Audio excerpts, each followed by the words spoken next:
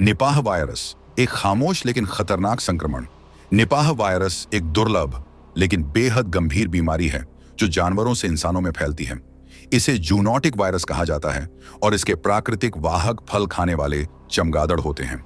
इस संक्रमण की सबसे चिंताजनक बात इसकी उच्च मृत्यु दर है, जो अलग अलग प्रकोपों में लगभग 40% से 75% तक देखी गई है। यह कैसे फैलता है?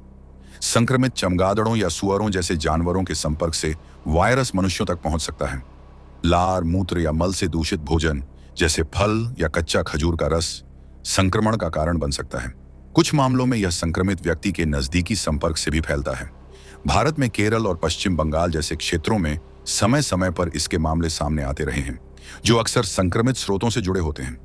लक्षण और खतरे। संक्रमण के शुरुआती संकेत सामान्य लग सकते हैं, जैसे बुखार, सिरदर्द, उल्टी, गले में खराश, सांस लेने में कठिनाई, लेकिन बीमारी बढ़ने पर यह मस्तिष्क में सूजन, एन्सेफेलाइटिस, भ्रम, अत्यधिक उनींदापन और गंभीर स्थिति में कोमा तक पहुंचा सकती है।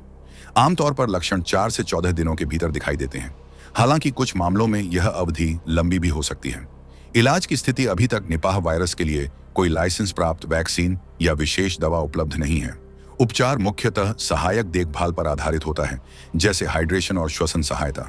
बचाव ही सबसे बड़ा सुरक्षा कवच। फल अच्छी तरह धोकर और छीलकर खाएं। कच्चा खजूर का रस या संदिग्ध भोजन से बचें। बीमार जानवरों या चमगादड़ों से दूरी रखें। हाथों की सफाई और व्यक्तिगत स्वच्छता बनाए रखें। सही जागरूकता और सावधानी से संक्रमण के जोखिम को काफी हद तक कम किया जा सकता है।